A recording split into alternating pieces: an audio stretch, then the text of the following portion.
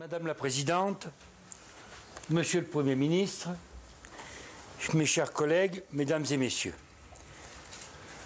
c'est avec beaucoup de plaisir que j'ouvre ce colloque que nous organisons au Sénat au nom du Comité français pour un Iran démocratique et laïque au cœur d'une actualité brûlante concernant le Moyen-Orient et particulièrement l'Iran. Madame la Présidente, Madame Radjavi, je vous souhaite la bienvenue dans cette maison, dans ce palais du Luxembourg, qui est la maison où, en permanence, siège la République. Puisque, contrairement à l'Assemblée nationale, le mandat des sénateurs ne s'arrête jamais, puisque nous sommes renouvelables par moitié, et quand une moitié s'en va, l'autre moitié reste pour assurer la pérennité de la République. Voilà pourquoi c'est avec beaucoup de plaisir que nous vous accueillons dans cette maison, Madame la Présidente.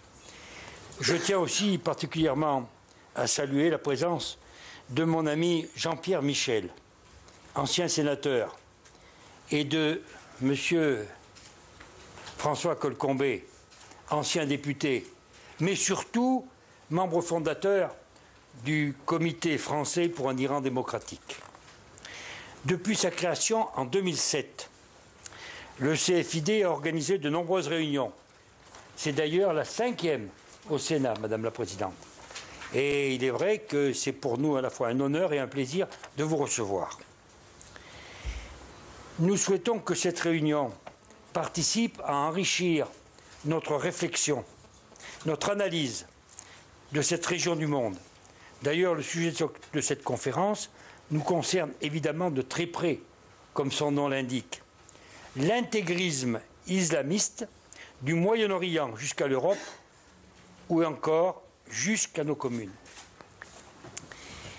La France est pleinement engagée dans ce combat, mais tout le monde sait que la solution, l'éradication de ce phénomène néfaste, ne pourra venir seulement des mesures sécuritaires ou militaires qui sont bien sûr nécessaires et indispensables, qui ne sont pas malheureusement suffisantes. Aussi, il faut remonter à la source et apporter une réponse politique et aussi culturelle, car c'est de là que proviennent les problèmes et c'est de cela que nous allons discuter aujourd'hui. Vous remarquez particulièrement que dans toutes ces zones de turbulence, que ce soit l'Irak, la Syrie, le Liban et aujourd'hui le Yémen, le nom de l'Iran invariablement revient sans cesse à la surface. Oui. Ce n'est pas seulement l'actualité internationale qui nous donne raison pour le choix de cette date et de ce thème pour notre réunion. D'ailleurs, aujourd'hui, notre président de la République, François Hollande, est l'invité du Conseil de coopération du Golfe. Nous allons donc essayer, pour notre part, de travailler cette question à travers les interventions que vous allez écouter ce soir et que nous allons écouter ce soir avec beaucoup d'attention, parce que c'est véritablement aujourd'hui un problème crucial pour la liberté et pour les libertés en France et dans le monde. Nous avons fait appel à des experts qui vont développer ces différents aspects. Et en particulier, nous avons la chance d'avoir parmi nous Monsieur le Premier ministre Sid Ahmed Ghazali, qui a une riche expérience de sa longue carrière politique et diplomatique, et ainsi qu'à des amis très proches de Madame Radjavi, la présidente élue du Conseil national de la résistance iranienne. Je salue la présence de Monsieur Ghazali, car, vous le savez, il a été Premier ministre algérien dans une période particulièrement difficile pour son pays, et qui nous fera part de son expérience, qui nous enrichira les uns et les autres.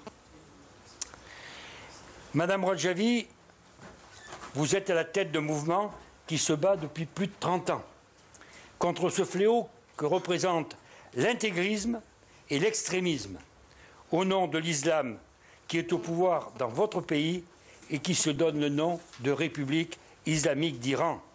Donc un État islamique, donc un État religieux, donc un État qui n'est pas laïque. Et ici, nous avons une chose qui nous ressemble au-delà de bien d'autres raisons, c'est notre volonté de faire en sorte que ce qui prédomine dans nos pays, dans nos républiques, ce soit la laïcité. Et plus que jamais, la laïcité doit être la force de notre réflexion et de ce qui nous rassemble prioritairement. Il n'y a pas de liberté sans laïcité. Et la laïcité, ce n'est pas la neutralité. La laïcité, c'est le combat pour la tolérance, c'est le combat pour admettre la différence, mais la différence dans le respect des autres.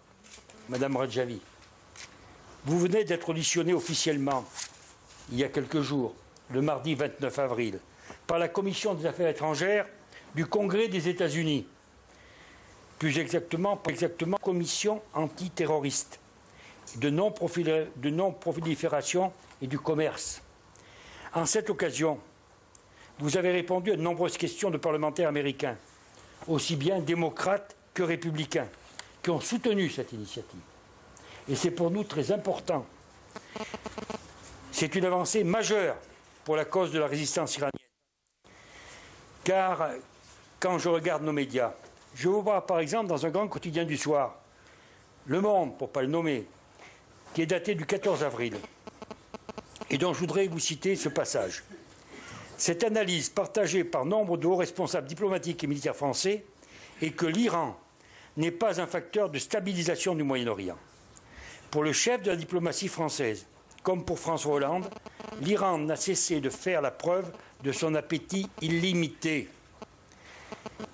Or, ceux qui ont suivi, comme moi, comme vous, donc ceux qui ont suivi, comme nous, depuis plusieurs années, nos amis du Conseil national de la résistance iranienne dans leur combat, je peux vous assurer que ça fait bien longtemps qu'ils nous alertent sur cet appétit illimité des mollahs actuellement au pouvoir à Téhéran.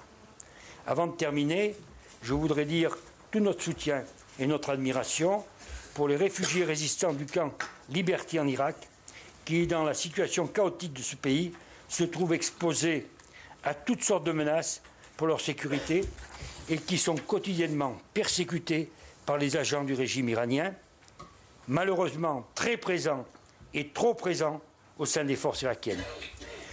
Le CFID restera vigilant sur leur situation et continuera de dénoncer les différentes pressions et exactions dont ils sont victimes, notamment un blocus médical inadmissible et intolérable.